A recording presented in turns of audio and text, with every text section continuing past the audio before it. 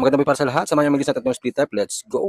Ang first client po natin is sa Windward Hill Subdivision, Dasmariñas, Cavite. Pinalinis na po ng client natin dahil nag-water leak na po ito sa indoor unit. Kaya agad-agad natin itong pinuntahan para malaman natin kung ano talagang problema. At ayun na nga guys, barado na po ang drain line nito. Kaya nagtutulo na. At syempre, lilinisin na natin na maayos yan para ma-resolve natin ang problema ng unit ng ating client. At ayun na nga guys, all goods na. Pwede na magamit ng ating client ng unit. At sulit po ng client natin is sa area Dasmariñas, Cavite rin po ito. Ang concern naman po ng client natin dito is mahina na daw po ang lamig. Kaya nung tinignan ko po yung indoor unit, ayan po, di ba? Napakadumi na rin talaga, kaya dapat na rin linisin ito. At syempre, kailangan din natin i-check yung karga ng Freon kung okay pa ba talaga o hindi na. Ang pag-check po ng Freon is walang bayad, depende lang po talaga sa aircon services na inyong makukuha. At ayun na nga guys, so kung makikita nyo rin po yung outdoor, mali po ang pagkaka-install niya, dinikit masyado sa gilid. Paano natin may maintenance pag ganyan ang ginawa? Kaya kung magpapa-install kayo ng mga aircon nyo, dapat siguraduhin yung maayos ang pagkaka-install nito. At palagi nyo pong isipin kung may-maintenance ito na maayos, mas na nagka-problema ang inyong unit. Kaya ang advice ko sa mga client natin is magpa-ocular muna or magpa-survey para walang problema. At ayun na guys, tapos na natin linisin yan. Looks like a brand new na, malamig na ulit. At ang last client po pala natin is sa RSC Dasmariñas, Cavite rin po. Nagkaroon din to ng water leak dahil barado na rin po ang drain line nito at napakadumi na rin po talaga. At napansin ko din po sa unit ito is mahina na ang buga. Kaya sinama ko na naman si Tukay, ang pangmalakasan nating kaibigan.